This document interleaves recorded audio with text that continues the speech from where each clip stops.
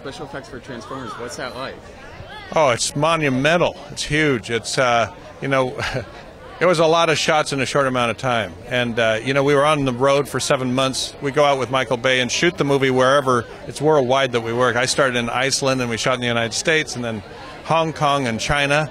And that's how you get those great backgrounds. Monument Valley, you know, John Ford country. And then you come back to the shop and start putting all the things in, like the robots that weren't there. And that takes, over 600 people to do that at the end. Really? Yeah, it's a huge crew that I have.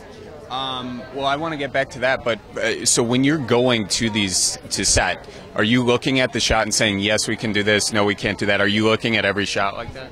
Pretty much. I'm like a referee on set and figuring out. Also, you know, you plan things, but like most movies, you come up with ideas on the spot. You go, oh, well, hey, and we'll shoot a lot of empty plates. Like you've got backgrounds here, but all we have are window washing poles to stick up because we don't have anything other than some representative sizes, you might say. So the camera operator needs to know where to look, for instance. So we put something out there and we figure that out.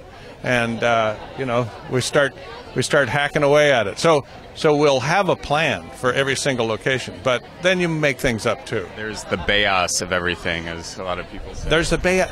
Everybody says that, and Michael loves to play that up. But in his heart of heart, he is a very creative guy, and he gives me a lot of free rein, and all my artists get to put anything they want to in these shots as long as it's cool. So people love working on these movies. Okay, so of all the characters you've created, what's your favorite? We're getting a lot of characters now, aren't we? Bumblebee has always been a favorite. Okay. And you know, every movie we revamp him, just like Optimus Prime.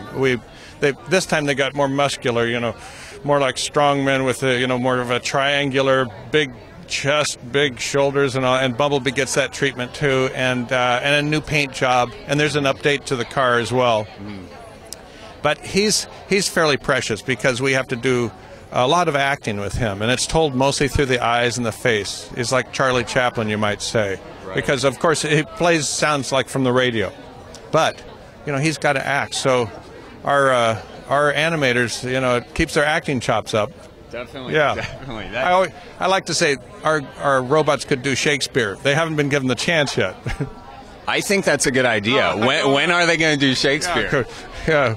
I don't know. Like 5 million hits on YouTube in an hour. Out brief candle, life's but a poor player's straight. Yeah, all that. So you have 600 people working for you. What do they all do? Well, you start with layout, and that's the computer doesn't know what the scene is, so you've got to map out in 3D what the scene was. Like here, you've got a red carpet. You'd have to make a ground plane and walls. Otherwise, the robot, when you put it in, it doesn't know where to be. So you have to perfectly recreate that. You make the models. One model, like a Bumblebee or one of the new Dinobots, takes about 15 weeks to build just the model. Then another 15 to do the rigging, which is the skeleton. So we're doing that well in advance of shooting the movie. Then you go shoot the movie. Now you got the backgrounds. Now you start putting the models in and doing the animation. Take the layout, put the animation in, and doing rough composites where you put all the pieces in. And then you put the layers and layers like spaceships and debris. And this was truly the most dense film I've ever done because the layers of compositing, those are, you know, the dust puffs and the fires and the robots and the spaceships and the what have you, and boats dropping out of the sky, you know, all the simulations, those all have to be created too. So there's a ton of stuff that's got to be put in, and then it's got to be lit beautifully. And that's what I spend most of my time on. Doing, you know, I don't like front light so much, I like rim light and backlight, and we tried to do like a film noir style, even with little slits of light over the robot eyes, like a, you know, old 40s film. Yeah, so anyway, that's very cool. So it's a lot of, and then if it all works, it looks really great. Do you have a favorite Michael Bay story from set? When you can share.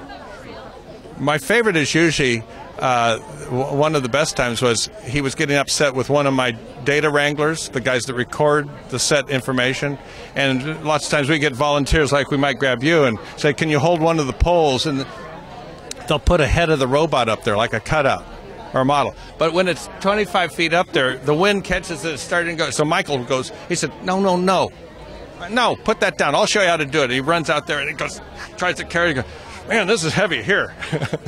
It's great. So He's ready to do it. pounce in, except that's why he has us do it for him. That's the best way to do it. It's awesome. No offense, Michael.